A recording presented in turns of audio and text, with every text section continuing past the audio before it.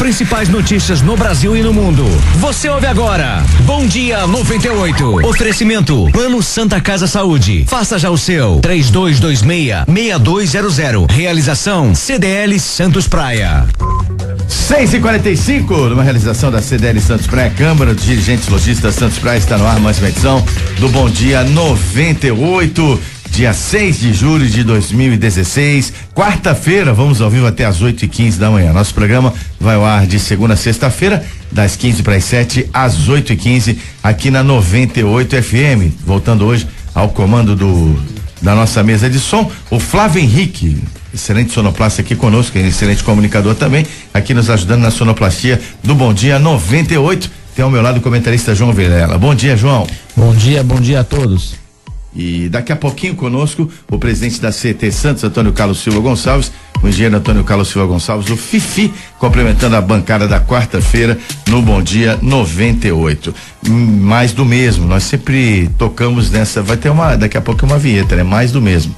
A bola dessa vez, a figurinha repetida é o assalto à Prosegur em Ribeirão Preto, onde foram disparados mais de 1.000 tiros, armamento de grosso calibre. O roteiro nós já conhecemos, não é? Pelo assalto aqui em Santos, pelo assalto em Campinas, e a Polícia Civil ainda não conseguiu desmontar a ação dessa quadrilha, que pelo modus operandi parece que é o mesmo grupo, João. Se não é o mesmo grupo, age da mesma forma, pelo menos, né? Você vê, teve em Campinas um assalto também a uma empresa de valores, de uma forma também hollywoodiana, diria assim, uma forma, parece filme de Hollywood, que a gente não imaginaria ver isso num país. Depois aqui em Santos, de outra forma também incrível, com morte de policiais rodoviários, com uma fuga incrível subindo a serra, algo que você não conseguiria imaginar, que a polícia não conseguisse deter, mas com calibres de altíssima monta, e até inclusive esse de Ribeirão Preto também, com artilharia antiaérea. Ou seja, se a polícia resolver colocar um helicóptero para seguir, sabe que vai ser derrubado. Então, até esse ponto, nós vimos as cenas aqui em Santos, agora em Ribeirão Preto, mais uma vez, nós vimos cenas aqui em Santos, uma picape com uma metralhadora antiaérea colocada atrás, parecendo aqueles casos da guerra no Oriente Médio, sabe? Para derrubar avião, helicóptero, o que tiver por perto. Exatamente. Se derruba o avião, helicóptero, claro que também pode, com tiros de grosso calibre. E eu vou te falar, viu, Zé? O grande problema hoje no Brasil é que nós temos uma legislação muito fraca em relação a roubo. O roubo talvez seja um dos grandes problemas do país hoje, mas o roubo é muito fraca a legislação. Poucos são presos, poucos são investigados. Quando são presos, a pena é mínima. Você vai dar um roubo como esse, com o uso de uma arma de fogo, com esse caos todo que foi utilizado, formação de quadrilha, o quê? 6 anos? Dá mais ou menos isso. Se fizer a dosimetria da pena, é pouco mesmo. É pouco. 1/6 você sai. Se tudo acontecer errado pro cara, se conseguirem pegar, se tudo der errado, em 1 ano ele sai. Compensa. O problema é que no Brasil o crime está compensando ainda por uma legislação extremamente frágil. Essa questão de você ter a progressividade da pena, que você vai pro regime aberto, todo mundo é santo, parece, né? Agora, ainda ontem, o Supremo Tribunal Federal, o Celso de Mello, que eu respeito muito, aliás, todos os ministros que estão ali, os dois que eu mais respeito pelo conhecimento e pela dignidade, o Celso de Mello e a Carmen Lúcia. E o Celso de Mello foi contra o próprio entendimento do próprio Supremo recente, que no em segunda instância a pessoa já pode continuar respondendo em liberdade, não precisa ser preso, não foi entendimento há bem pouco tempo. Isso é uma vergonha, porque no país, eu entendo a questão dele, constitucionalmente ele está certíssimo, inclusive, literalmente ele está certo, mas na prática a questão é uma coisa no gabinete com ar-condicionado, com seus seguranças, seu carro blindado, realidade. com todo o aparato que tem o ministro do Supremo, não reflete a realidade das ruas. E é na rua que é o problema.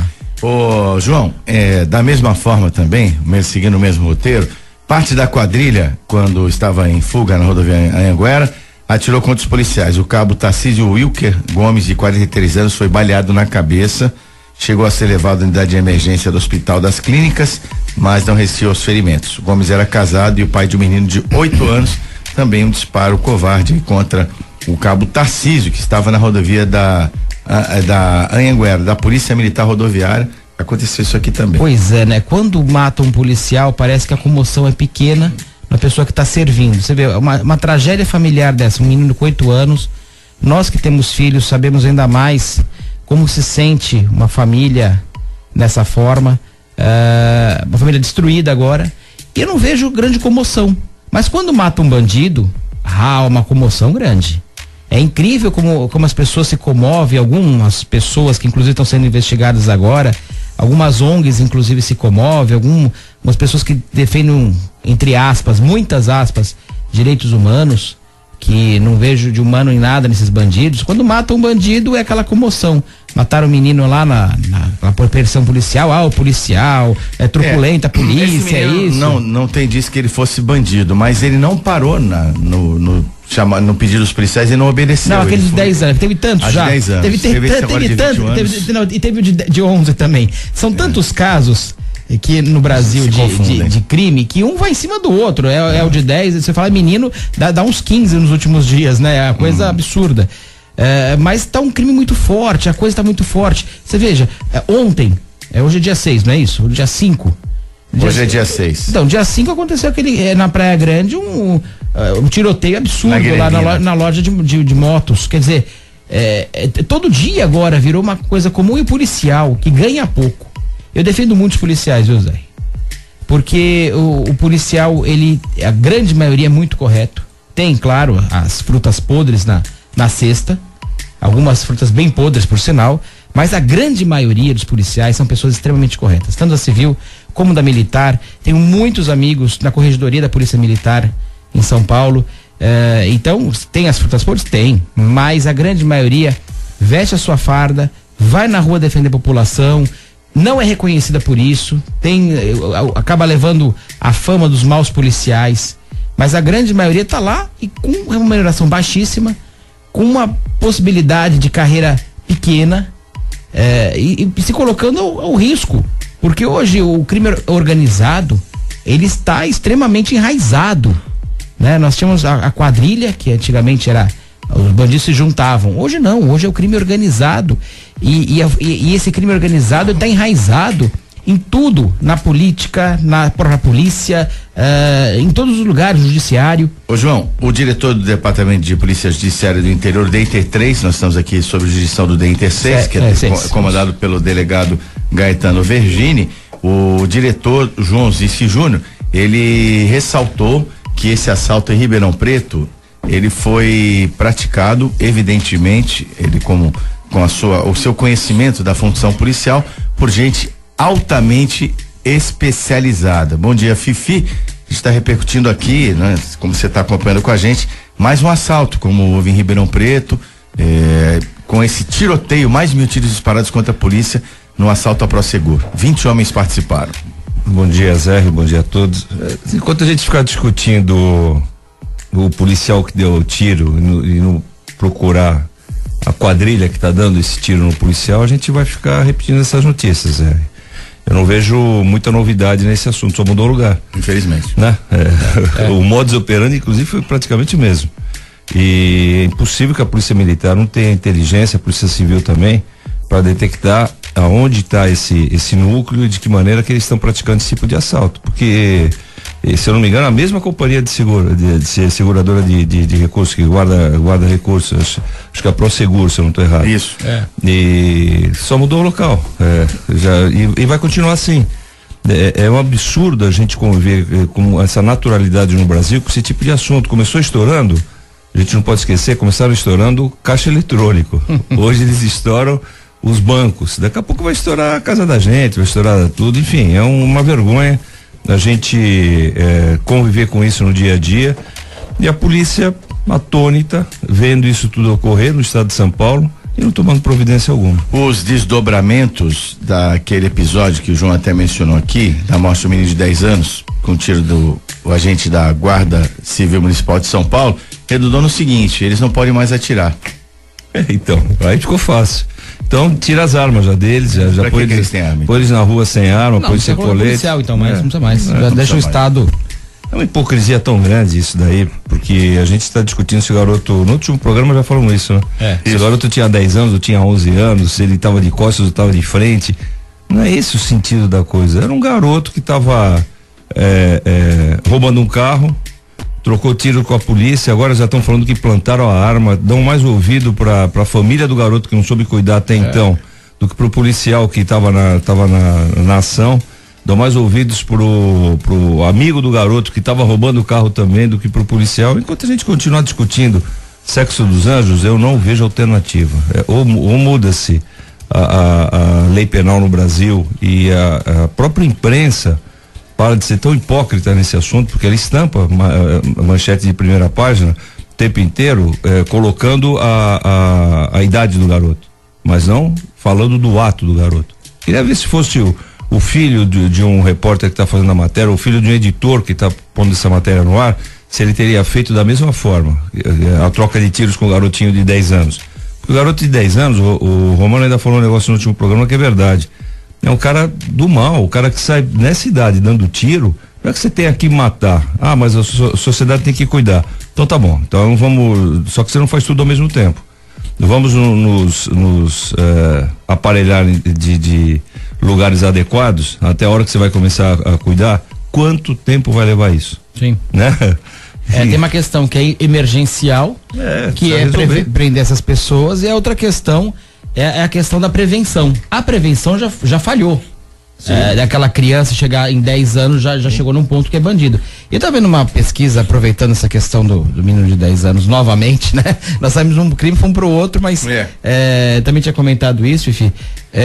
E aí tava um dado interessante, que fizeram uma pesquisa na Fundação Casa e os delinquentes, as pessoas que cometeram o ato infracional, os adolescentes e as crianças que cometeram o ato infracional, a grande maioria, cerca de 85%, não tiveram a figura paterna em casa, seja do pai, seja uma referência paterna, uma referência. Isso é um dado que foi colhido na Fundação Casa. Então, nós temos uma desestrutura familiar muito grande, uma falta de cultura muito grande, uma falta de escola muito grande. É um destroçamento que o resultado é esse. Claro que na emergência não dá para tentar corrigir isso agora somente. Tem que corrigir isso, e a prevenção, que é essa questão da estrutura da família, é que está destroçada. Hoje são inúmeros pais que abandonam os filhos, pessoas que não estão ali cuidando de uma forma efetiva, as crianças vivem na rua, estão à mercê do tráfico de drogas, dos bandidos, porque tem uma imunidade, a verdade é essa, chama-se imunidade a questão, eles são imunes à justiça, eles saem com a ficha limpa, então eles não têm medo de atirar, sabem que se forem para a Fundação Casa vão aprender mais algumas coisas, vão fazer rebelião lá dentro e vão continuar roubando o carro. Isso dá um status muito grande para eles, essa forma de agir. Então eles conseguem o que eles querem. Enquanto você vê que o trabalho. E aí outra coisa, outro dado interessante: a grande maioria também são filhos de pessoas que já foram presas ou estão presas. No caso desse garoto era também. isso. Também. Pai e a mãe. Pai e a mãe. Então o exemplo vem de casa, a casa está destruída. Essa é a grande questão no Brasil. Nós vamos repensar o imediato, o urgente, mas temos que pensar o médio e longo prazo também, porque isso vai cada vez mais agravar. Daqui a pouco você vê menino de 5 anos cometendo crime. E ninguém vai se assustar mais, porque a gente se assustava com o de 15, 16, daí passou pro de 14, 13, 11, 10, tem um da Praia Grande que com 8 e 9 anos já estava cometendo crime e já tem uma ficha enorme também, que é um menino conhecido aqui na nossa região por cometer os crimes, e nem pra Fundação Casa vai, porque a Fundação Casa você não vai com 10 anos, então é absurdo. Você pega o caso daquele garoto que matou um médico do Hospital na Costa, um garoto de 16 anos. Que já se esquece, né? Se esquece. E aquele médico que tinha um único filho de 16 anos. E há pouco tempo, eu vi no Facebook, esse garoto, o filho do médico, estava com dificuldade de estudar. Por quê? Porque a única renda que tinha na família dele era o pai. Quer dizer, o outro vai, mata, destrói uma família e fica por isso mesmo. É dessa maneira que a gente vai conviver no Brasil até quando? E os exemplos são péssimos. Você falou uma coisa que é verdade, João. A família desestruturada, ela não dá condição de referência, né? Ao mesmo tempo, um país sem comando não te dá condição de referência alguma. Você vê a confusão que está em Brasília, os caras falando que vão ter o recesso agora em julho. Isso é uma vergonha. Isso é uma vergonha. Eles deveriam ter a dignidade.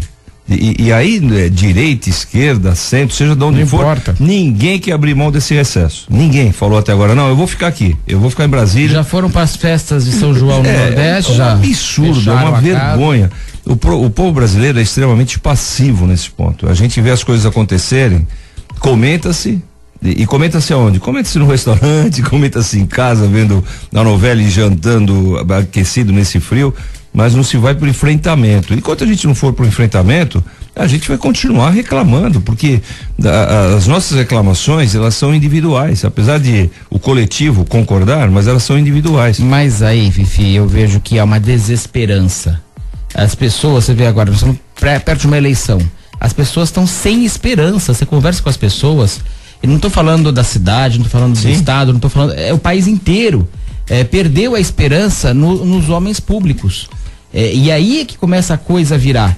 Porque desde as câmaras de vereadores, passando pelas prefeituras, passando pelo estado, há uma desesperança. E coloca-se pessoas muito boas na mesma vala comum. É o que eu estava falando dos policiais aqui agora também, que representam o estado, que são a segurança do estado, e são muitas vezes confrontados e colocados na vala comum como os maus policiais.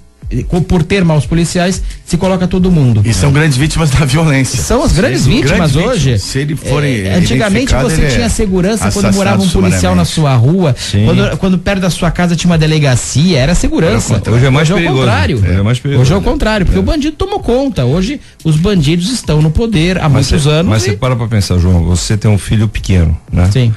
Que país que nós vamos deixar pro teu filho? Essa é a minha preocupação, né? É justamente essa. E aí é uma impotência e um fracasso da nossa geração, porque a nossa geração, de alguma forma, fracassou e foi... Está fracassando. O duro que faltou esperança. Não é que nós fracassamos e estamos melhando, não, fracassamos e continuamos, né? E estamos coniventes com isso tudo. Porque a roda está girando e a gente continua com os mesmos hábitos. Você mesmo falou agora e tem razão. Nós temos uma eleição esse ano que o povo está totalmente desestimulado. E eu acho que isso vai se refletir na abstenção das urnas. Sim. Nos votos nulos, nos votos em branco. É uma falta de esperança muito grande. Só que isso não resolve. Não, tem que ser o contrário. Isso não resolve. E dessa maneira a gente não consegue reverter esse caso. Eu não vejo, sinceramente, uma reversão de situação na esfera federal para os municípios. Eu vejo o contrário. Eu vejo um município que comece a se organizar, porque você começa num núcleo menor, comece a se organizar e a partir dessa organização, esse município começa a potencializar nos vizinhos, isso vai crescendo. Como exemplo, porque imaginar que de Brasília vai vir alguma luz branca que vai pegar a cabeça de todos nós, tá longe dessa luz, só se for um avião caindo. Essa questão de segurança, Fifi, eu fico preocupado, porque é justamente um problema que vários países já passaram. Você pega Miami nos Estados Unidos, nos anos 70 e 80, era uma criminalidade só, e tinha um problema com o tráfico de drogas fortíssimo e uma criminalidade muito grande. Nova York, a gente sabe que nos anos 80, certos lugares você não poderia ir, nem de dia, nem de noite. E mudou. Por quê? Porque no grande problema que eu vejo no Brasil também, é que a nossa legislação penal, ela é centralizada em Brasília. E depende dessas pessoas. Ela é privativa da União, do Congresso Nacional. Só que ela não é exclusiva, ela poderia ser delegada para os estados. Sim. E até para grandes áreas de município até um certo limite. Tem razão, porque são realidades diferentes, são comportamentos diferentes. Justamente, e você acaba errando de uma vez central, você erra para tudo. E se você tivesse disponível, é só disponibilizar, a Constituição permite, disponibilizar para os estados que façam sua própria lei penal, é possível. Como é nos Estados Unidos.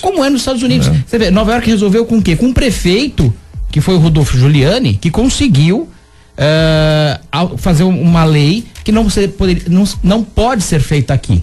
Não há prefeito que possa fazer isso aqui, mesmo que ele queira. Sim, é da tolerância zero. Exatamente. Tolerância zero. Então, assim, o cara que pichava o muro ia preso nem que seja 6 horas, mas ele vai preso, ele tem uma sanção, ele tem uma penalização com dignidade, não é que o cara vai ser jogado numa masmorra, mas ele já aprende uma lição. E é isso que nós estamos não tendo aqui no Brasil.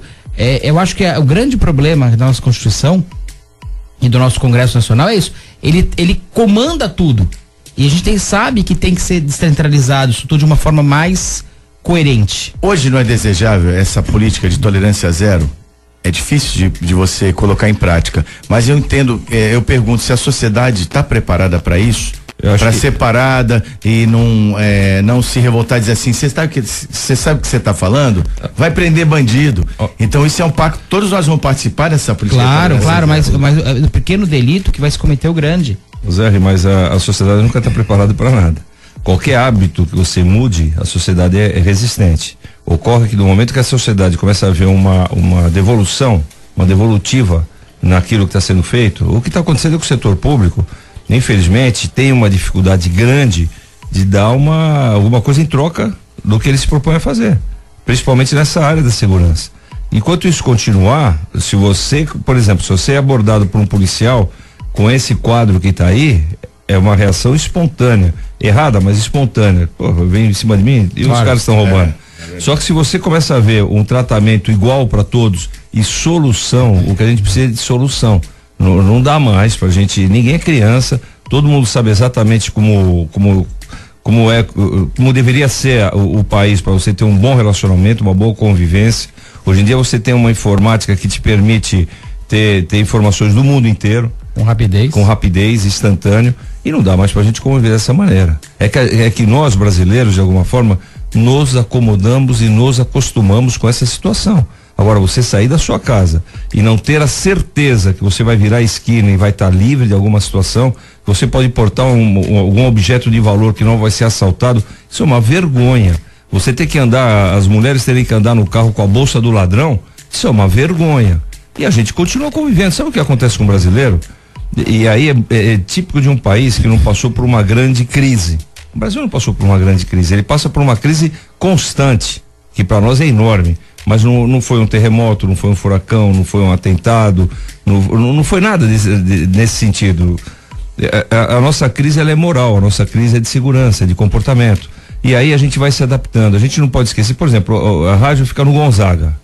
Eu com 16 anos eu morava na Vila Matias e mudei pro Gonzaga. Os prédios do Gonzaga todos não tinham grade, tampouco portão. Os jardins eram abertos e ninguém entrava na área do prédio, porque não era teu, você não morava ali, você ia entrar ali por quê? Então não existia isso, existia um respeito. Aí nós começamos a nos proteger, começamos a colocar as grades, as casas começaram a colocar as grades. São sintomas que a gente não percebe, mas que ao longo dos anos vão demonstrando o caminho que a gente está seguindo. Os carros começaram a ser blindados. Aí tem um dado, desculpa te interromper, Fifi, nós temos hoje uma empresa de blindagem de carros na região. Então, vai exatamente nesse sentido que você colocou. Os carros começaram a ser blindados, a gente está se protegendo, só que tem um limite disso aí. Você não consegue mais andar na rua. Daqui a pouco a gente vai estar andando, João, como anda a polícia militar, com colete. Porque pode vir um tiro a qualquer momento. Quer dizer, é uma vergonha, é um absurdo. E ainda assim não garante nada. Não garante nada, porque pode não acertar no tórax, pode acertar na cabeça. Então são situações que a gente está se adequando a uma falta de segurança. É o que está ocorrendo no Brasil. Você imaginava, só desculpa, Zé, rapidamente, nos anos 80 alguém atirar contra um policial, ou nos anos 70? Inadmissível. Era algo assim que chocaria qualquer lugar no país. Hoje é uma coisa comum. E boa parte da população se volta contra o policial. Eu vou te dar um testemunho. Outro dia faz uns anos, eu estava na Secretaria de Obras ainda. Eu fui visitar o 2º BC, São Vicente. Aí fui lá visitar, almocei com o comandante. Ao final do almoço, o comandante me levou para conhecer o quartel. Eu já conhecia, mas o comandante foi uma pessoa tão prestativa, tão atenciosa. Nós fomos ver as instalações do quartel. Daqui a pouco começa a olhar concertina em todo o muro do quartel. Para não invadir o quartel. Aí eu falei pro comandante, por que essa concertina aí? Eu imaginei que fosse pros os recos, né? A gente chamava reco na minha época, para eles não saírem do quartel pelo muro. Não, ao contrário. Pros assaltantes não entrarem no quartel. Eu falei, mas como? O assaltante entra no quartel do exército? Do lado ali, com guarita, com ele falou, o exército tem que chamar a polícia. Ele falou, entram e roubam armamento. Eu falei, não é possível. No momento que você não tem respeito às Forças Armadas, a gente quer discutir o quê?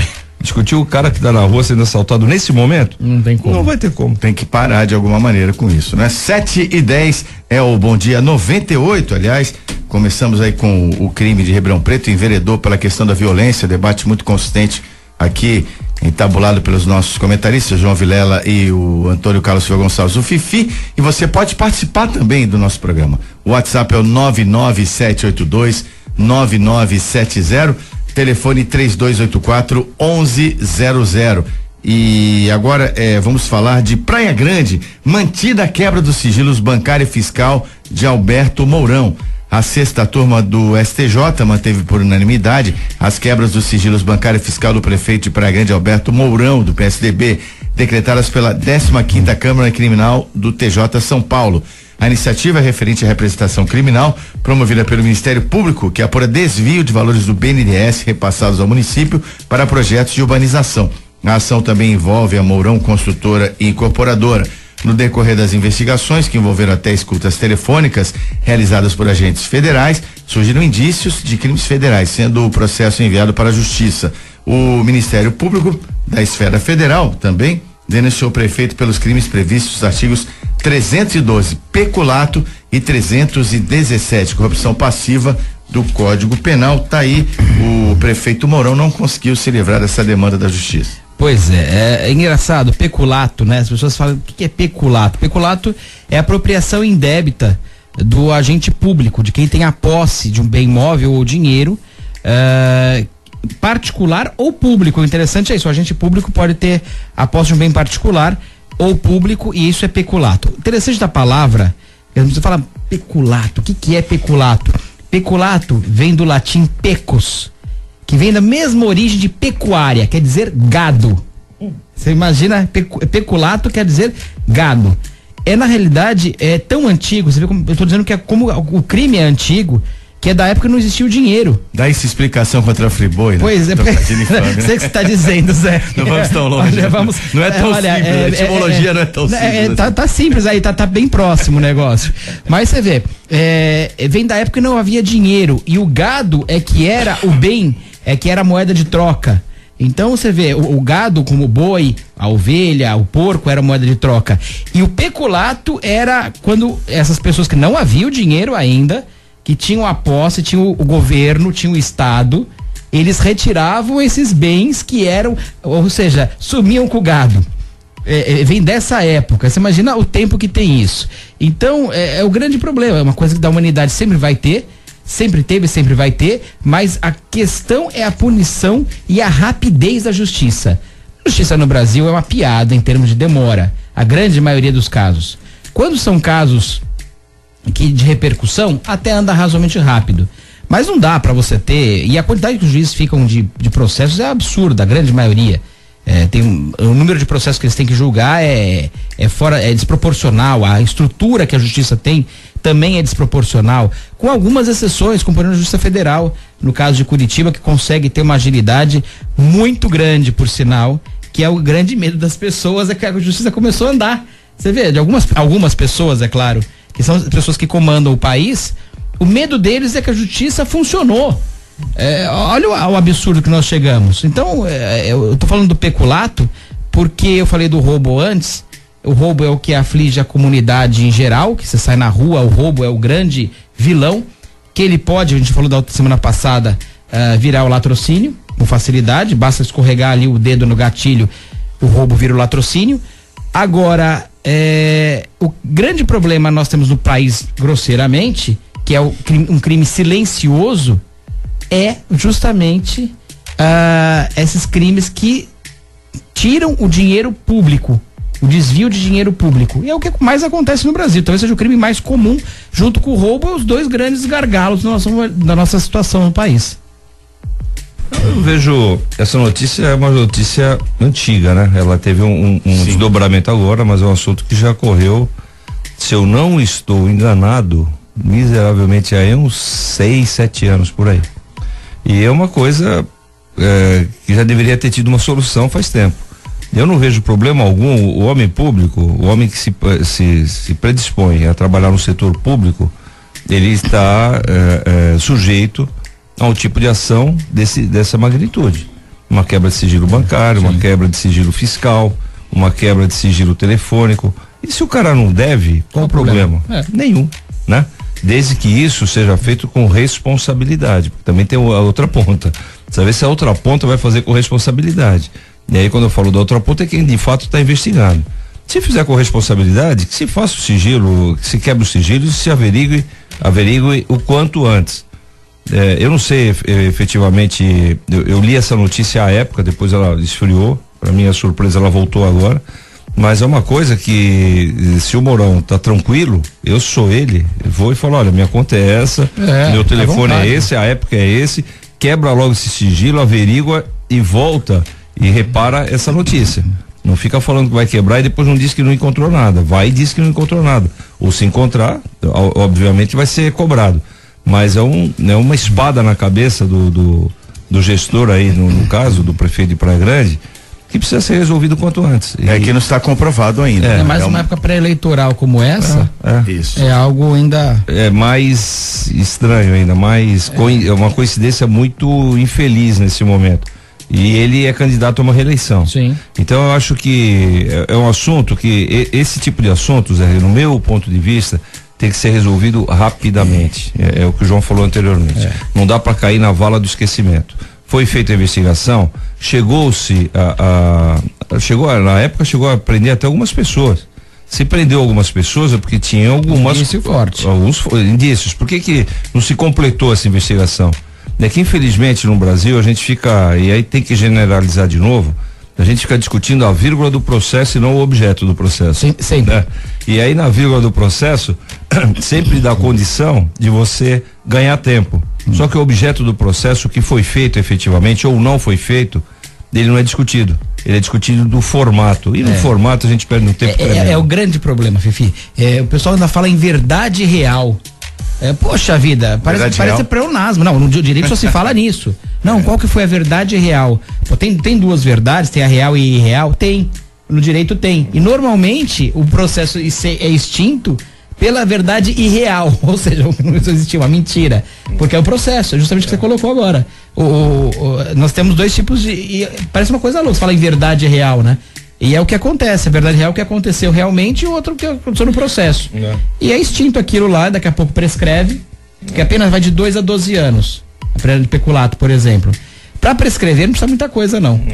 Aí você pega as penas, elas são praticamente não, são estabelecidas a periodicidade delas por lei, né? Sim. A partir daí, cabe ao juiz aplicar o período que ele imagina o adequado para aquela pena, para aquele ato. A dosimetria, ele vai ter que calcular, é um cálculo que é feito. Que vem em relação ao remédio, a dose do remédio. Aí quando chega no momento que o juiz deu a sentença, aí começa o cidadão, conforme o comportamento dele na cadeia, que é uma coisa extremamente subjetiva, porque quem está julgando já não é mais o juiz que julgou a pena, é outra pessoa que está observando o dia a dia daquele preso. Aí cai assustadoramente. Por exemplo, você pega um negócio. Um sexto da pena, normalmente. Você pega um negócio do mensalão. Sabe o que passou para a população? A gente estava falando de falta de esperança.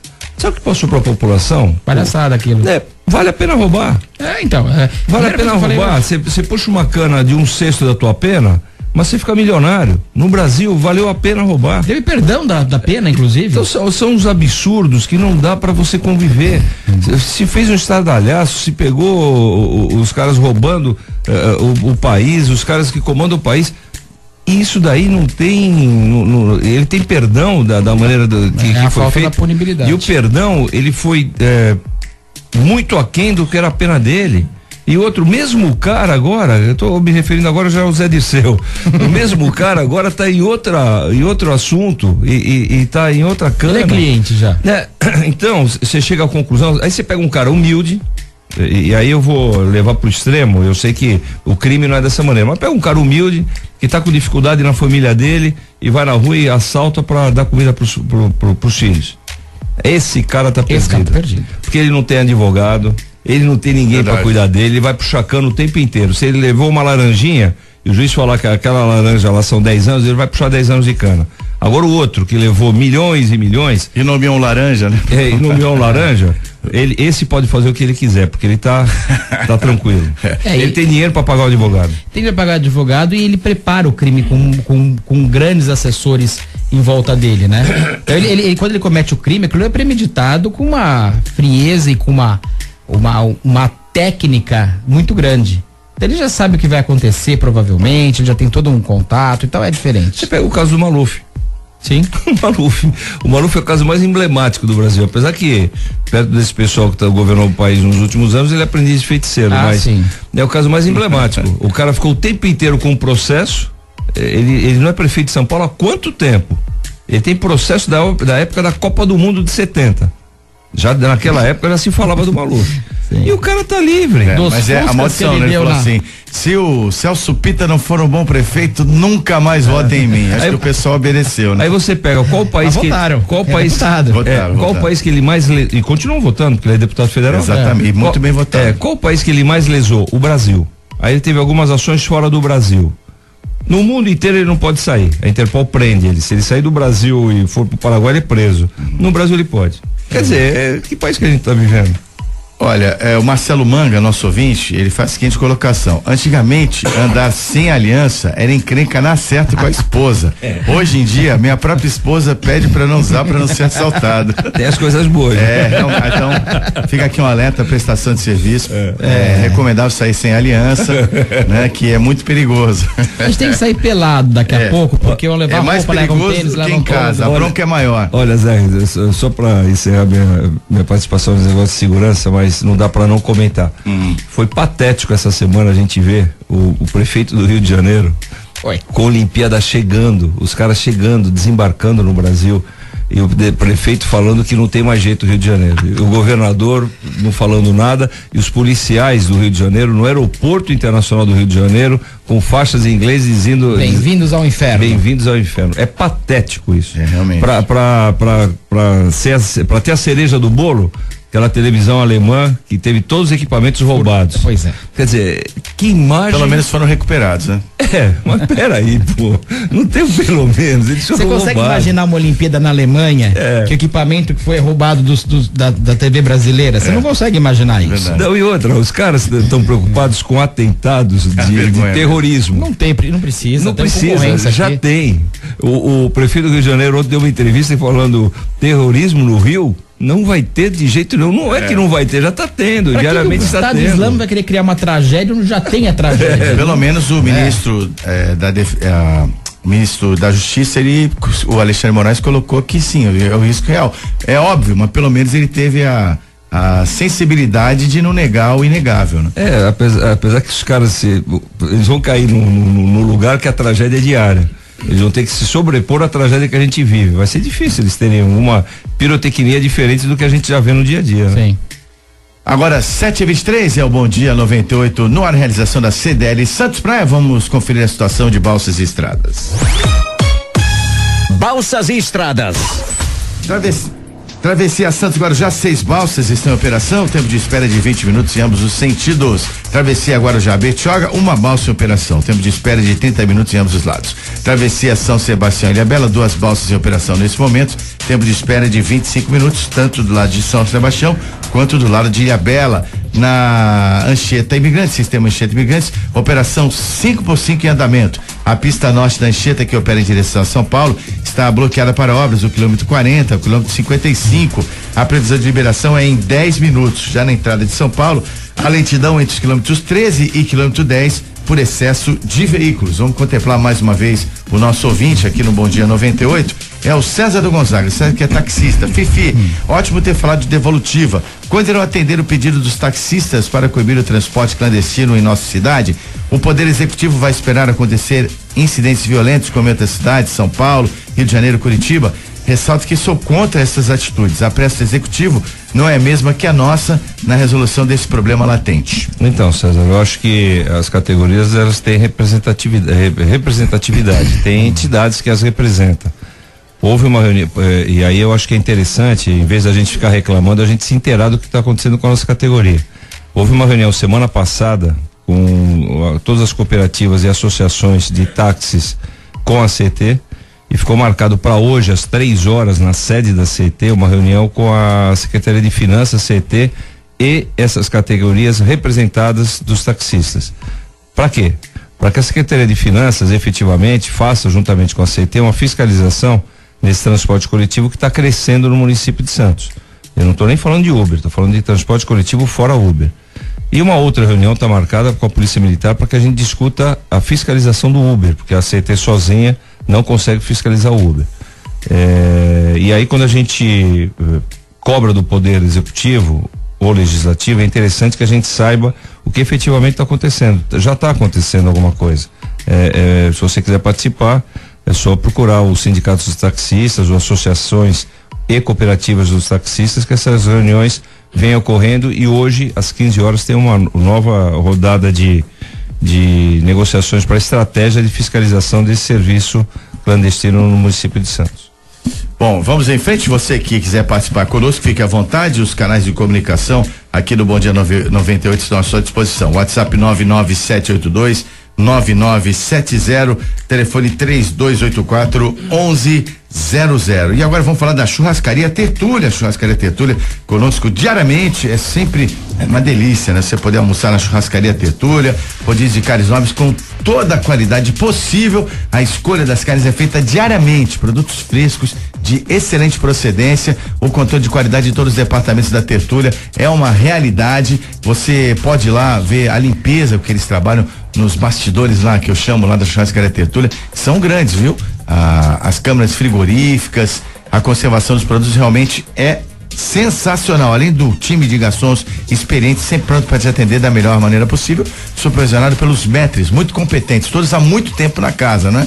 Tem um padrão de atendimento da Tertúlia que o Fernando faz questão de manter para você ter sempre o melhor. O rodízio hoje, almoço e jantar, R$54,90. É assim de segunda a sexta-feira, exceto sábados, domingos, feriados e datas especiais, R$79,90. É a Churrascaria Tertúlia, sempre à sua disposição para momentos agradáveis. Bartolomeu de Guzmão 187, telefone 3261-1641. O Bom Dia 98 para um pequeno intervalo, voltamos já já. Você está ouvindo Bom Dia 98. Oferecimento Plano Santa Casa Saúde. Faça já o seu 3226-6200. Você está ouvindo Bom Dia 98. Oferecimento Plano Santa Casa Saúde. Faça já o seu 3226-6200. De volta com o Bom Dia 98, vamos ao vivo até às 8h15 da manhã, programa realizado pela CDL Santos Praia, Câmara dos Dirigentes Lojistas Santos Praia. Saudação especial ao nosso presidente Nicolau Obeide, que também ocupa a bancada do programa todas as terças-feiras. Tem mensagem aqui da Roberta Quaresma, esposa do Rafael Quaresma. Ela comenta sobre a questão da violência. Acho que tudo isso é um problema de base, educação, mas estamos vivendo em uma total inversão de valores, onde os policiais não podem mais nada e os bandidos podem tudo. Lamentável essa situação. Parabéns pelo programa. Obrigado a Roberta Quaresma, que aliás está fazendo aniversário hoje, né, Roberta? O Rafael anunciou aqui ontem e ele disse que ia te dar um presente muito especial, né? Você gostou do presente que o Rafael lhe entregou, Roberto? Se você não gostou, por favor, reclamações com o Procon Santos, né?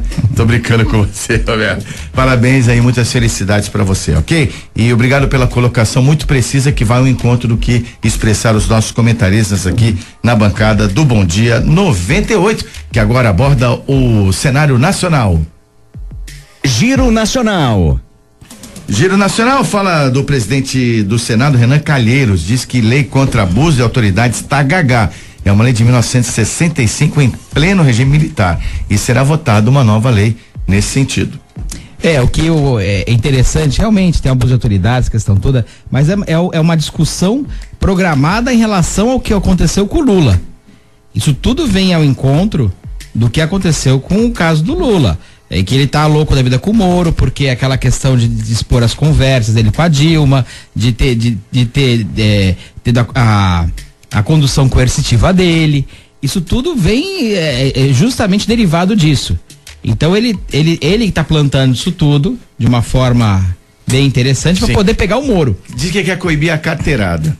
Sim, também concordo com a carteirada. Então, só que nós estamos numa época que não deveria ser mexer nisso. Exatamente. O que eu penso?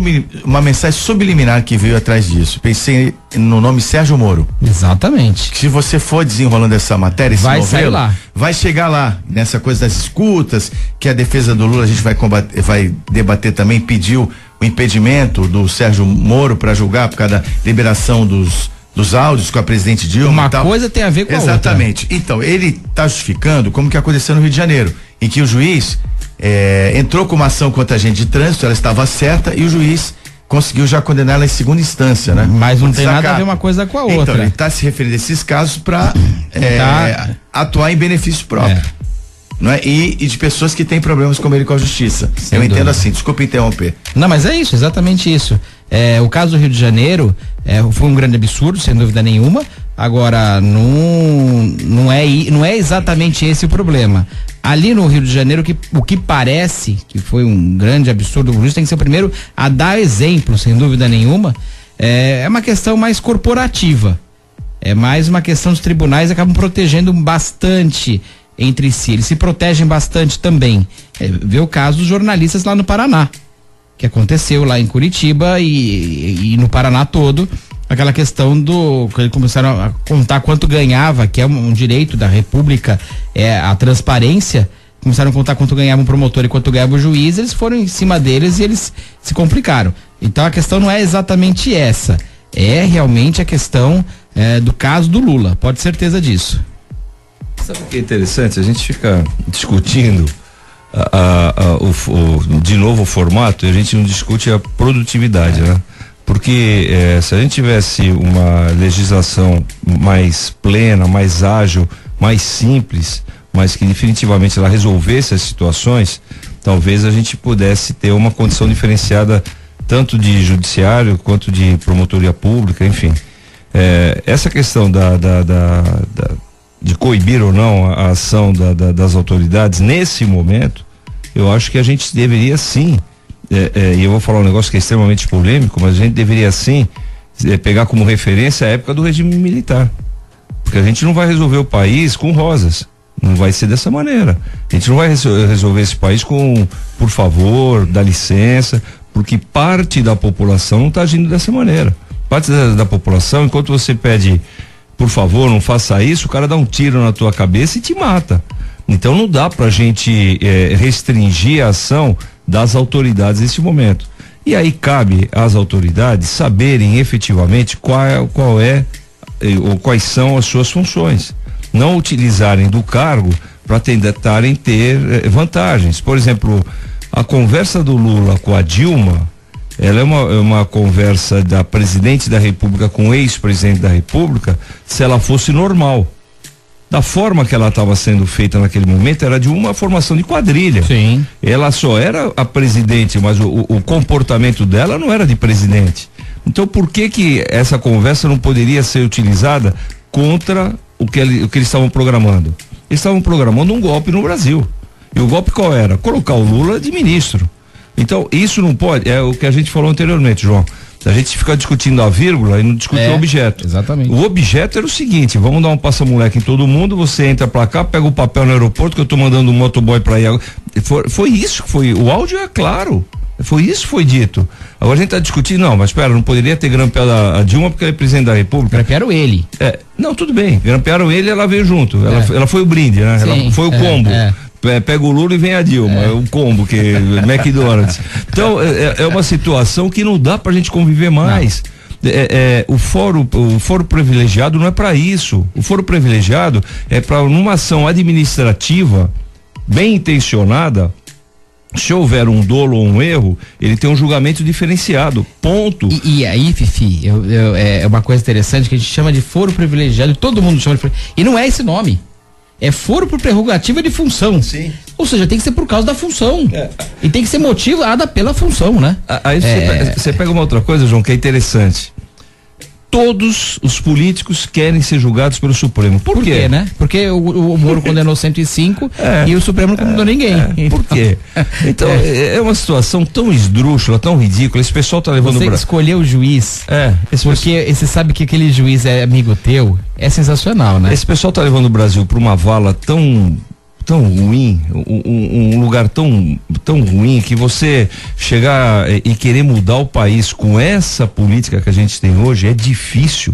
É difícil você explicar pro cidadão que ele tem que ser honesto, que ele tem que ser digno, que ele tem que trabalhar, e ele olha para baixo, ele tá sendo assaltado, ele olha para cima, ele também tá sendo assaltado. Ele só não é assaltado quando ele tá dentro da casa dele. Também. Não, também é. Mas ele se sente um pouquinho mais seguro na casa dele. Mas tá difícil, tá muito difícil o Brasil dessa maneira, e não vai ser resolvido, falei no início, vou voltar a falar, com rosas. Não é dessa maneira que vai se resolver, infelizmente. Vai ter que ter um choque de gestão, um choque de justiça, para que efetivamente a gente mude o rumo desse país. Desembargador se declara suspeito no caso Fernando Cavendish. O Fernando Cavendish, dono da consultora Delta, e ele já se declarou, já se adiantou, porque ele tem amizade e o mesmo advogado. Exatamente, com o Técio Lins e Silva, que é de uma família de juristas eméritos do Rio de Janeiro. Inclusive já foi até candidato ao governador do Rio, Técio Lins e Silva, há um bom tempo atrás. O que eu vejo, por exemplo, eu concordo até com a suspeição, né? O juiz tem que se declarar suspeito porque ele tem amizade com, é advogado dele, inclusive, para outros casos. Esse mesmo juiz, ele utilizou desse advogado para um caso próprio dele, uma questão de um tribunal de justiça. E é o mesmo advogado que tá, e ele tem amizade também, e também pressupõe, quando você tem o mesmo advogado, o juiz tem um advogado que é o mesmo advogado do réu, pressupõe uma confiança nessa pessoa, né? Ou quando você tem um advogado, você pressupõe confiança, fidelidade, uma série de coisas. Então eu concordo até de se mas não foi espontâneo, né? O Ministério Federal, na realidade, que falou, olha, foi uma suspeição. Você é amigo dele? Não, mas tudo bem, ele podia falar que não, como teve casos no STF aí de ministros que você vê que foi declaradamente amigo do réu, e tudo bem, né? Mas sabe o que? E aí você começa a perder a confiança nas instituições, sim, né? Total. E você pega um caso desse, caramba, esse caso do Cavendish e do Carlinhos Cachoeira, né? É velho já também, né? É velho. Isso. E os caras já foram presos, já foram soltos, e continuam fazendo. E agora quiseram pôr tornozeleira nos caras, mandaram eles pra casa e não tem tornozeleira. Para com isso, sabe? Então, que eles roubaram tanto o Estado que agora foi contra eles. O Estado não tinha dinheiro para comprar tornozeleira e eles é que dançaram nessa. Mas por que eles estavam nessa prisão? Para que eles pudessem, de alguma forma, dizer o que está acontecendo. Agora, um cara que está com tornozeleira em casa, no conforto, ele vai contar alguma coisa? Não vai contar nada. E o Fernando Cavendish mora mal, né? Num apartamento em frente à Praia do Leblon, Delfim Moreira, endereço mais caro do Rio de Janeiro. São umas situações, e esse assunto já era para ter sido resolvido. Ele não está sendo resolvido, e novamente ele está desacreditando totalmente um procedimento legal, né? Porque você chega à conclusão que não vai acontecer nada. E esse desembargador, o Zé falou, é verdade. Ele se sentiu suspeito para continuar com o caso, porque começaram a pressionar. Sim, senão ele teria pego esse caso e teria falado, olha, nem tornozeleira precisa, fica em casa. Pega indo do charuto e acende o charuto em casa. Porque não dá mais pra gente conviver dessa maneira. Não dá. Você imagina, o Zé, quando você fala desembargador, você fala, não, esse cara é um cara sério. Esse é um cara que não está contaminado com nada, ele vai ser isento no julgamento. Não está acontecendo isso no Brasil, não estou falando nem desse. Alguns não estão tendo esse procedimento. E o juiz é uma figura que tem que ser imparcial, tem que ser extremamente sério, tem que ser uma pessoa, porque não é ele. Ele está na figura do Estado. Ele não é uma pessoa, exatamente. Você pega aquele juiz do trabalho que estava falando naquele prédio, qual era o nome dele? O Lalau dos Santos Neto. O Lalau, o cara O Lalau tá em prisão domiciliar agora, né? Mas também, né? Meu Deus do céu, o que aquele cara levou? Mas você vê que esses casos, do Lalau, foi o genro dele que tava com ciúmes e com inveja, queria uma grana por fora e ele não deu. Do Cachoeira, que todo esse estouro que teve do Mensalão começou com o Cachoeira. que fazia parte do rolo lá do Correio. E o Cachoeira tem um modo que ele é aquele bandido clássico do negócio, né? Aquele cara que... E ele filmava tudo e gravava tudo para depois extorquir os caras. Então esses vídeos todos que tiveram na época, ele mesmo gravou. Ele gravava ele fazendo a propinagem dele. E aí que estourou toda o caso do Mensalão. Quando alguém não aceitou, ele foi extorquir o cara. Você pega, só pra concluir da minha parte, você pega como as conversas elas se entrelaçam, elas se completam. Nós estamos falando desse momento que a gente tem eleição no país agora, novamente, eleições municipais. A época do Cachoeira, teve a reeleição do Lula, ele foi reconduzido. Aí teve a eleição da Dilma, ela foi eleita. A época da Dilma, na reeleição, houve o negócio do Petrolão, ela foi reconduzida. Sim. O povo parece que vê a notícia e não acredita no fato. Ele vê aquilo e na hora de votar, dá um espasmo cerebral, ele vota no primeiro nome que aparece na urna eletrônica. E a gente sofre com isso. Mas aí, Fifi, eu vejo o seguinte, o grande problema é que as pessoas acreditam, às vezes, numa falsa economia boa de mercado. Tá tendo emprego, nós estamos fazendo. E o que a Dilma tentou segurar até a última hora, devido agora justamente ao impeachment dela, é isso. Ela fraudou contabilmente, a fraude pedalada é fraude contábil, na verdade. E para poder parecer que o país ainda tinha chance de crescer. Nós já sabíamos que não, mas uma grande parte da população não sabia. Mas eu concordo contigo nesse sentido. Só que não existe uma sociedade madura sem uma consistência moral. Sim. Não existe, não dá. Se você não tiver princípios e procedimentos adequados numa sociedade formalizada, você não consegue ter regras. Se você não tiver regras, você não consegue evoluir. Você involui o tempo inteiro. É o que está acontecendo no Brasil. Sim. Então a população vê e faz o seguinte: o Lula tá roubando, mas peraí, eu tô empregado, eu tô comendo. Bota no Lula de novo. Isso aí. Não é assim. Não deve ser assim, mas ele quer uma estabilidade quando ele conquista alguma coisa. Porque a gente pensa no individualismo o tempo inteiro. Então, vai regredir da Lava Jato, a gente vai entendendo todo o esquema, né? Tudo que ele envolvia, e a gente chega no Mensalão naturalmente. O Lula não caiu naquela época porque ele tinha popularidade fantástica, até por essa situação de bem-estar que se vivia no país. Sim, baseado no consumo, enfim. E o Mensalão, Zé, você para pra pensar, por que existiu o Mensalão? Qual o objeto do Mensalão? O objeto do Mensalão foi cooptar parte do Congresso para votar com o Executivo. Sim. Né? Então aí você tem o corruptor e o corrompido, que é o Executivo e o Legislativo. Como é que pode alguém tá operando essa situação na sala ao lado de quem manda e quem manda não sabe o que está acontecendo? Não existe isso. Essa conversa, eu não estou sabendo, já era para algemar e colocar na cadeira no mesmo dia. Se fosse verdade, Fifi, vamos supor que vamos dar a chance da dúvida. Se fosse verdade, se acontecesse isso comigo, eu tô lá numa sala, as pessoas fazendo falcatruas da sala ao lado, e eu não soubesse, o que ia acontecer depois, quando eu soubesse, eu ia ficar louco da vida com essa pessoa. Vamos supor que eu não soubesse.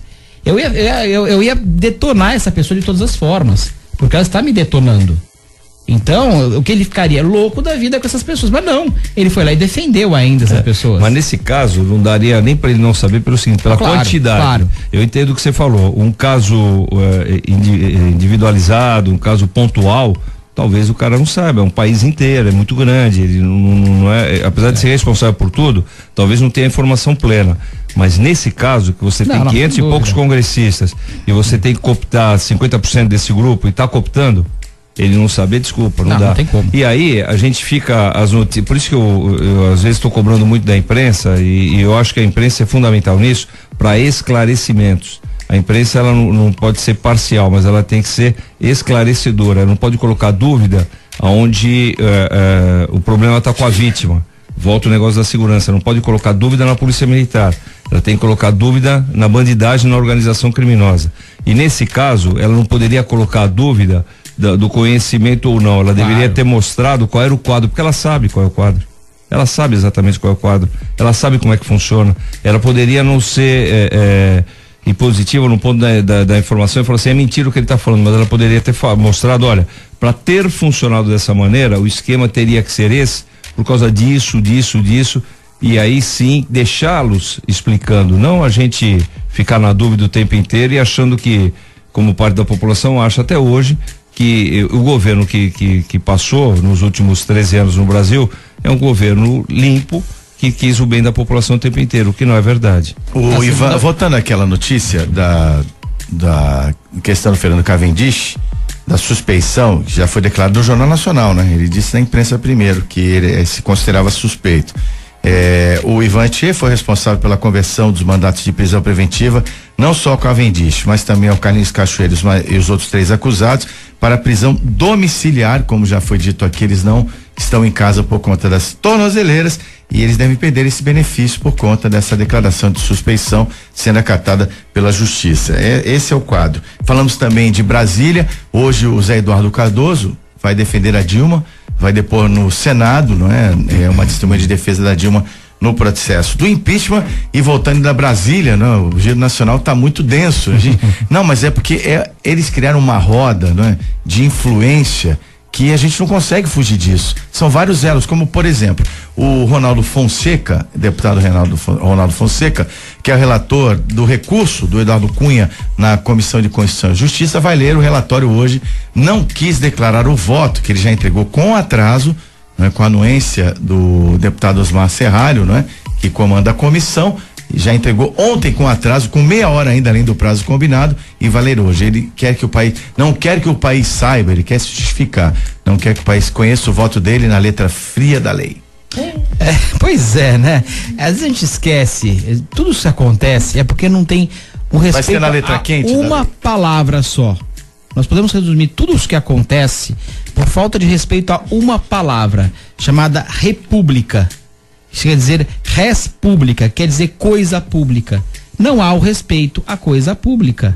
É o grande problema no Brasil, dá para resumir na falta de respeito a apenas uma palavra. E também, Fifi, colocando tudo que a gente tem, nós temos uma bandeira, que poucas bandeiras no mundo tem uma frase, tem uma palavra, dizendo o porquê, aquele propósito do país. E nós temos a nossa bandeira, que na minha opinião fica acima até da Constituição. Eu sei que tecnicamente não fica, mas essa ordem e progresso parece que é um desejo do brasileiro, né?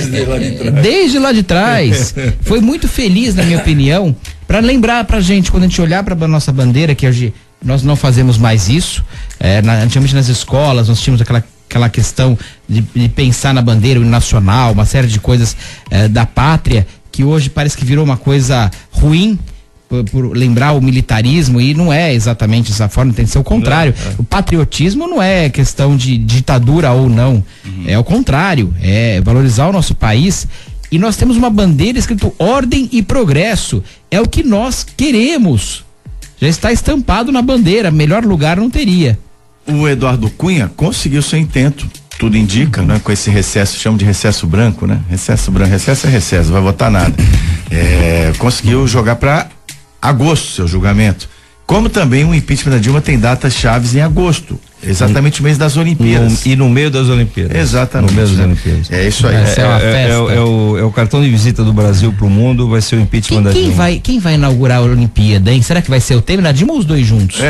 Já falaram da presença da Dilma, o Temer falou que tudo bem. Não sei, é melhor perguntar pro Sérgio Moro, né? Ele que vai decidir. Não, você sabe que o Milton Neves, eu tenho muitas restrições a ele e tal, tudo bem, ele é santista, eu gosto muito dele no rádio. Quando o Rio foi escolhido como sede das Olimpíadas, ele falou: vamos inaugurar uma nova modalidade, assalto ornamental, né? Assalto ornamental.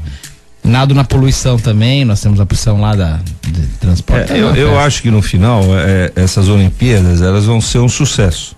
Eu também acredito. É o meu ponto de vista, eu acho que elas vão ser um sucesso. Eu torço para isso. Agora, pro país, qual é o legado? O legado de uma Olimpíada é você fomentar na garotada o objetivo de ser um atleta olímpico um dia, de ir pro esporte, de ter uma atividade diferenciada. E esse legado, a gente está perdendo essa oportunidade, porque a gente está discutindo tanto absurdo que está ocorrendo no Rio de Janeiro, que a gente está perdendo a oportunidade de discutir de que maneira que a gente poderia estar inserindo nas escolas, na garotada, formando novas gerações, com o objetivo do espírito olímpico. Eu acho que o maior legado de uma Olimpíada é esse.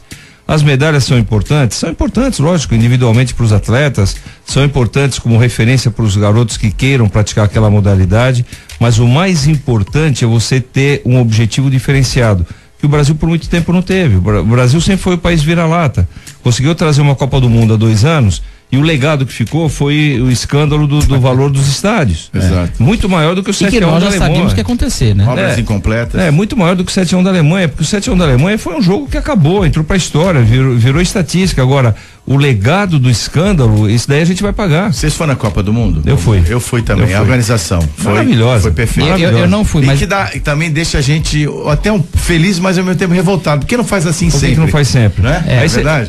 Mas teve que declarar feriado, teve que fazer uma série de coisas para a coisa não travar.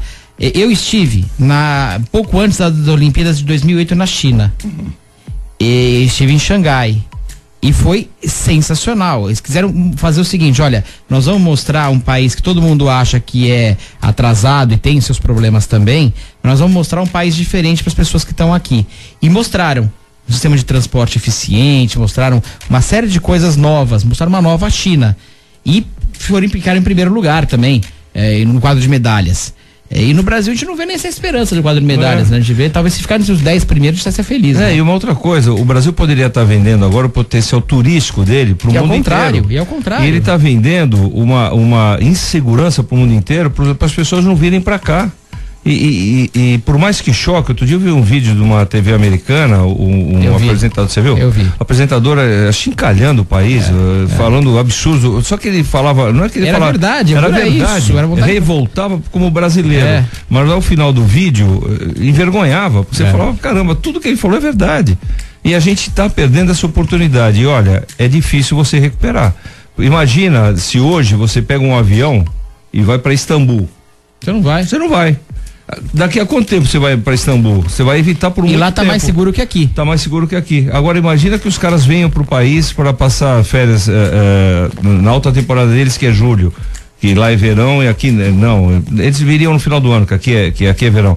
Não vão vir, e a gente vai perder a oportunidade de potencializar uma indústria que é fantástica para o país inteiro, que é a indústria do turismo. 7h54, uma nota: a Polícia Federal mira ex-diretor da Eletronuclear e cumpre mandados de prisão no Rio de Janeiro e Rio Grande do Sul, desdobramento da Operação Lava Jato, da operação recentemente deflagrada. E para fechar o giro, o Facebook faturou 44 milhões e 600 mil reais com publicidade do governo federal em 2015.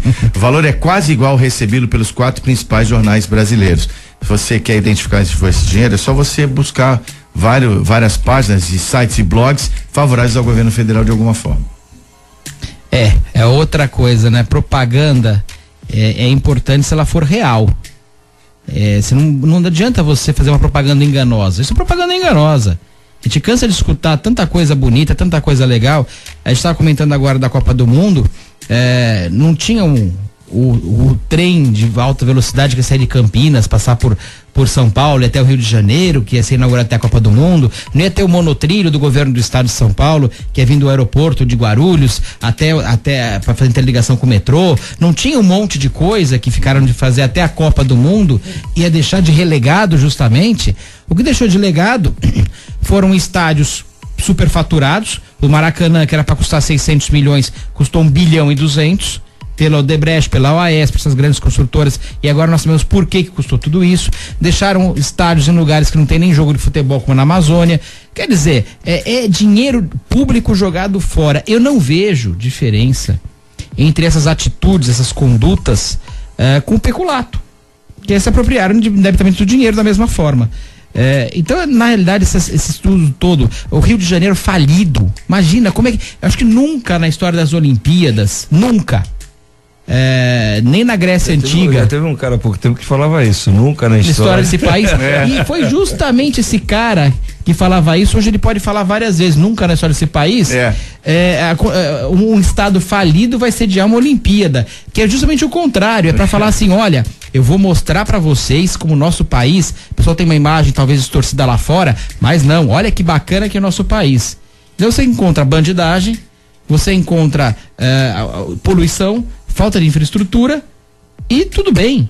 Engraçado, você sabe que muita gente ataca a grande mídia, fala que a mídia é golpista, algumas pessoas acreditam nisso, né? Mas, pô, a internet é uma fonte de balelas, mentiras, também uma fonte de denúncia séria. Tem tanta coisa absurda, uma vez eu recebi até do Lula essa coisa de não saber de nada, recebi um WhatsApp dizendo, olha, o Lula está muito estressado, ele chegou até a perder a memória. Eu falei, qual é o efeito prático? Ele já não sabia de nada. Vai lembrar do quê? 7h57, Bom Dia 98, volta já já. Você está ouvindo Bom Dia 98. Oferecimento Plano Santa Casa Saúde. Faça já o seu 3226-6200. Você está ouvindo Bom Dia 98. Oferecimento Plano Santa Casa Saúde. Faça já o seu 3226-6200.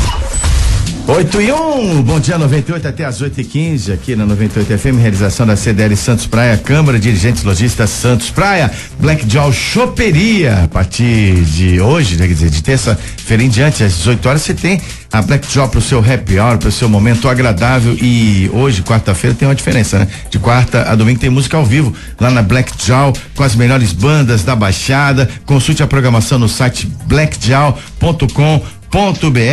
Conheça o cardápio com novas opções para você. Agora que o frio diminuiu um pouquinho, ainda vale aquele chopp, né? Quem é amante de uma cervejinha, um choppinho, não tá nem aí pro frio, né? Tem aquela caneca 40 graus negativos, especialidade da Black Jaw, mas tem a carta de vinhos. Você pode fazer um encontro com uma pessoa que você está conhecendo, você pode fazer uma festa, pode curtir com os amigos. A Black Jaw é o ambiente perfeito ali no Mendes Convention Center, inclusive com estacionamento gratuito para os clientes. Vá à Black Jaw Choperia, que além disso tem opções veganas e light e muitas novidades, um ambiente fantástico. A Black Jaw Choperia fica na Francisco Glicério 206, como eu já disse, no Mendes Convention Center. Informações e reservas 3228-7570. Temos algumas questões aqui dos nossos ouvintes, né, pelo WhatsApp, mas antes eu gostaria que o Fifi comentasse sobre a reunião de ontem, tem a Décio Procon lá na sede da CT, correto, Fifi? Para tratar da questão das soluções para a longa espera das filas das balsas na travessia Santos-Guarujá. Então, foi uma reunião que ocorreu anteontem, né? Hoje é quarta, na segunda-feira. Ah, perdão, foi segunda-feira. Na segunda-feira.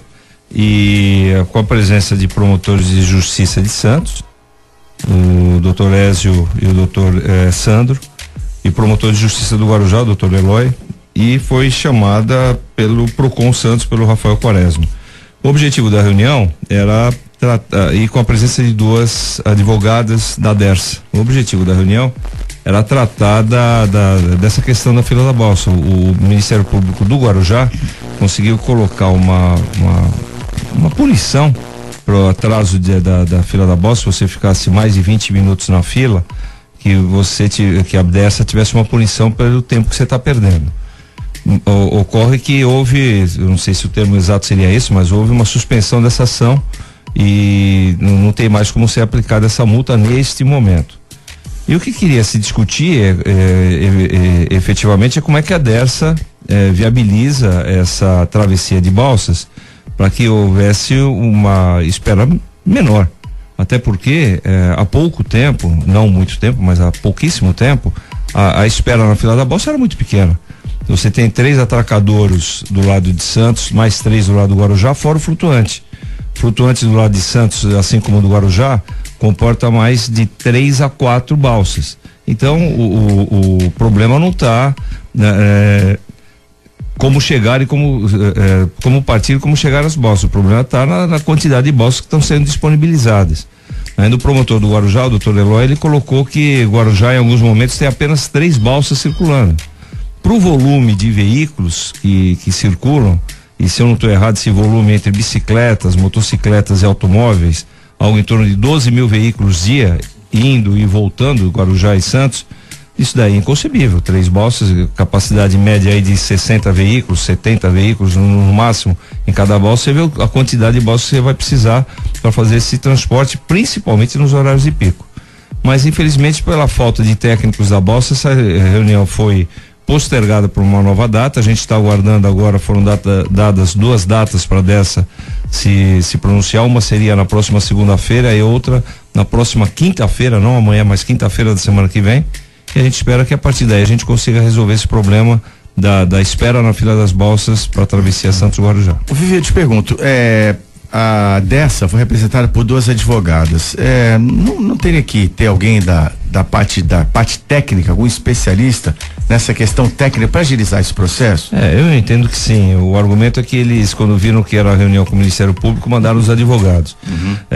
Eu acho que a parte mais prática. Poderia mandar o advogado e o técnico. Sim, a parte mais prática era o advogado e o técnico para você poder resolver isso efetivamente. E outra, a dessa se dispõe a prestar um serviço para a população, tanto de Santos quanto Guarujá, e é um serviço que é prestado e remunerado, ele tem que ser prestado com qualidade. Não dá para você perder tempo na fila, como hoje está ocorrendo. As pessoas ficam mais de 1 hora para fazer a travessia Santos Guarujá. Essa perda desse tempo é exatamente o que a gente discute hoje em termos de mobilidade urbana. Você não pode ter essa perda o tempo inteiro. Você tem que ter agilidade no seu deslocamento, seja para qualquer motivo for. Tua origem e destino tem que ser encurtada a cada instante. E o que eu vejo estranho, realmente levar 2 advogados, não levar nenhum técnico, dá a impressão que a pessoa vai querer só se defender e não vai querer solucionar o problema, que o advogado é para defender, não é para solucionar um problema técnico de trânsito, de balsa. E o que é estranho, que a Dersa realmente não presta um bom serviço há muitas décadas aqui. Departamento de Estradas e Rodagens, se não me engano, SA, Dersa, quer dizer, né? Eles sejam bons, talvez, acho que nem é isso, com estradas e rodagem, não para balsa, porque elas vivem quebradas, são balsas antigas, é um sistema de transporte inadequado. A gente vinha discutindo essa questão de ponte, túnel, ponte há mais de 30 anos praticamente, pelo menos, bem mais de 30 anos, e não se chega a uma conclusão, se faz projeto, se faz isso, faz aquilo, e é um transporte precário. Acho que não há no mundo distância tão curta, com tantos veículos passando, que se use um transporte tão precário e com tantos acidentes e com tanta poluição. Às vezes a gente nem discute a poluição das balsas, que é incrível. Agora, 8:07, já o Giro Esportivo, Ricardo Martins já na linha. Deixa eu falar da APO Planos Odontológicos Empresariais, que é referência em benefícios para seus funcionários, com mais de 200 dentistas credenciados só na região, em cobertura nacional. A APO tem uma central de atendimento exclusiva, 7 dias por semana, 24 horas por dia, um setor de auditoria, controle de qualidade permanente e liberação online de vários procedimentos. A APO é uma empresa que tem 50 mil vidas, está estabelecida em Santos e em Sorocaba e é certificada pelo ISO 9001 em todos os departamentos. Tem parceria com a CDL Santos Praia, tem clientes além da CDL como a Grupo Mendes, Unimed, Santa Casa Saúde, Grupo Rodimar, Transbrasa, o Grupo A Tribuna, Santa Cecília. A APO realmente tem qualidade para te oferecer e esse benefício na saúde bucal, que é extensivo à família do funcionário, e você pode fazer essa adesão também. Conheça mais sobre a APO Planos Odontológicos ou empresariais, ligando 2104-4000, 2104-4000, ou acesse apoodonto.com.br. APO Odonto, a saúde da sua empresa começa aqui. É hora do Giro Esportivo. Giro Esportivo. E o nosso especialista é o jornalista Ricardo Martins. Bom dia, Ricardo. Opa, legal. Bom dia, Zé. É você, ouvinte ligado na 98. Antes de falar Ricardo Martins, do Giro daqui a pouquinho vamos refazer o contato com o Ricardo. Um comentário daqui a pouquinho sobre o essa Giro vergonha Esportivo. Da balsa aí, mas a gente já adianta as notícias do esporte dizendo o seguinte: o Lionel Messi, o pai do jogador, foram condenados a 21 meses de prisão na Espanha por fraude fiscal. A condenação, no entanto, não implica em prisão dos dois, por se tratar de uma pena menor que 2 anos. Cabe recurso contra a sentença junto à Suprema Corte da Espanha. Aí um mau exemplo. Eu não entendo porque as pessoas que ganham tanto têm que burlar o fisco e depois viver sob aí a pena pesada da lei. Não entendo. Agora sim, Ricardo Martins da linha. Bom dia, Ricardo. Opa, legal. Bom dia. Beleza agora, Zé? Tranquilo, manda ver, tranquilo, favorável. Falar do esporte, se você me permite, né? Vocês estavam falando sobre a balsa aí, e realmente vocês têm muita razão, né? É uma vergonha o que acontece hoje, principalmente na ponta da praia. A CET tenta da melhor maneira arrumar o trânsito lá, mas não tem condição. Tem fila é quilométrica, tem dia que chega no canal 4, a pessoa quer ir pro Guarujá, a pessoa quer vir do Guarujá e não consegue atravessar. Realmente é uma vergonha. Deixa eu aproveitar também, né? O presidente da CET tá contigo hoje aí, pra dar uma olhadinha com carinho ali, ô Zé, no canal 6 com a Pedro Lessa, o farol de 3 fases ali, ele abre, fica 20 segundos aberto, fecha, trânsito no final da tarde lá, tá complicadíssimo. Falei, deu o meu recado. Fala do que agora, hein, Zé?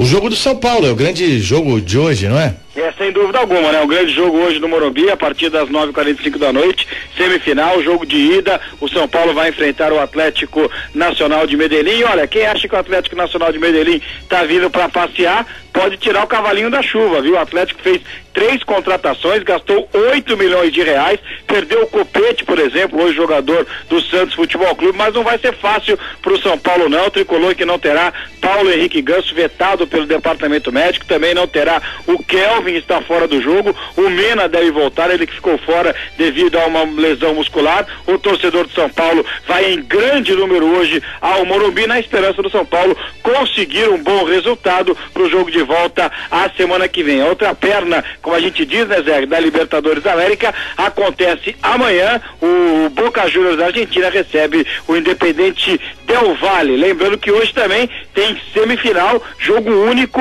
da Eurocopa, hein? Hoje à tarde, a partir das 4 da tarde, de Brasília, a bola rola para Portugal e País de Gales. Vão disputar aí uma semifinal. É bom lembrar que Portugal já foi finalista da Eurocopa pela primeira vez na sua história, né? País de Gales chega a uma semifinal de Eurocopa e pode aí fazer história pelo Campeonato Brasileiro, a rodada no final de semana, mas o grande jogo da rodada acontece apenas na próxima terça-feira, quando o Santos Futebol Clube enfrenta o Palmeiras às 8h30 da noite, lá no estádio do Verdão. Palmeiras com muitos desfalques e o Santos completo, pode ter até a volta de Ricardo Oliveira, viu, Zé? Ô, Ricardinho, ó, hoje o jogo de Portugal, queria saber o seguinte, queria saber seu palpite. Portugal vai empatar de quanto? Não vai empatar não, eu acho que Portugal vai dançar, viu? Apesar do Gareth Bale não vai ter ali seu companheiro de ataque, né? O Cristiano Ronaldo hoje vai ter o seu companheiro de ataque que vem jogando muito. Eu tô pra arriscar que vai ser na prorrogação e vai dar País de Gales, viu, Zé? Quero o seu palpite agora. Então, já que você pediu palpite, pede palpite pra todo mundo aí, da Eurocopa e da Libertadores da América. Quero ver se o pessoal tá bom de palpite aí, ô Zé. Bom, deixa eu te falar, hoje Portugal vai ganhar, estou aí com a coluna portuguesa e não abro lá, o pessoal até da Portuguesa Santista torcendo por Portugal, né? Vai ser 2-1 pra gente, o Bale vai fazer um gol, mas Portugal vai ganhar. Oi? Você vai jogar? Não, tô machucado, dessa vez não. E agora, ele pediu o palpite de vocês, João, São Paulo e hoje o Atlético Nacional, quem ganha? Putz, eu sou ruim nisso, hein? Sou muito ruim, mas eu acho São Paulo. São Paulo, quanto? Ah, não tenho nem ideia. Fifi. Empata. Eurocopa, Portugal e você primeiro, João. Não, eu torço pra Portugal. Gales. Torço pra Portugal. Acho que vai perder, mas eu torço pra Portugal. Se ganhar vai ser de 1-0, coisa parecida. Tá certo, Fifi. Eu torço pra Portugal, mas acho que perde. Eu acho que Portugal não tem time pra ganhar do País de Gales. E o São Paulo mesmo não tá com moral aqui não, né? O jogo vai ser difícil pro São Paulo. Mas São Paulo tem aquela tradição da Libertadores importante, né?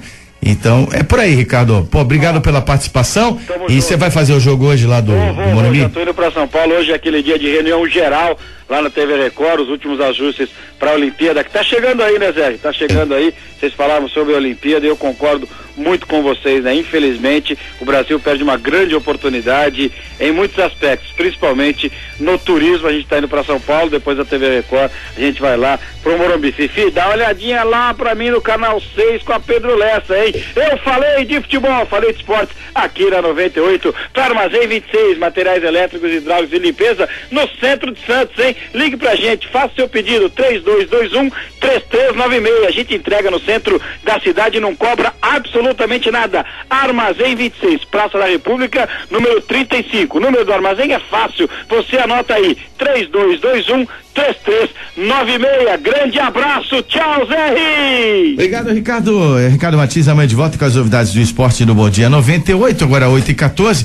Vamos encerrar com as participações dos nossos ouvintes. A Sandra Alonso da Aparecida diz o seguinte: bom dia, só existe uma maneira de mudarmos o triste quadro brasileiro, não votar, porque o desrespeito gera desesperança. Eu tenho lá minhas dúvidas. É o contrário, nós temos que votar e votar consciente. Senão aqueles que já estão há muito tempo vão prevalecer. Exatamente, a questão é ter a consciência no voto. E as pessoas também têm atitudes positivas para a mudança, né? Frank Rabelo diz o seguinte: por que as tornozeleiras não são custeadas pela pessoa que usa? Eu vou mais além. Por que o custo do preço não é custeado por ele mesmo, por conta do seu trabalho, né? Precisamos de uma mudança constitucional. Porque o artigo 5º é cláusula pétrea, diz que o trabalho não pode ser forçado. É um grande absurdo isso aí. Mas se a gente não trabalhar, não é forçado, mas se não trabalhar, vai pagar as contas como? Mas o obrigatório não é, né? É verdade.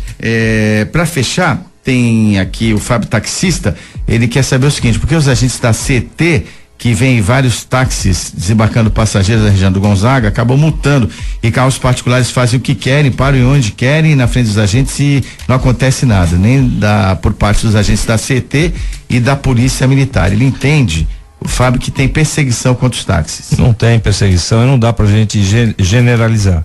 A gente da CT, todos têm um nome no uniforme.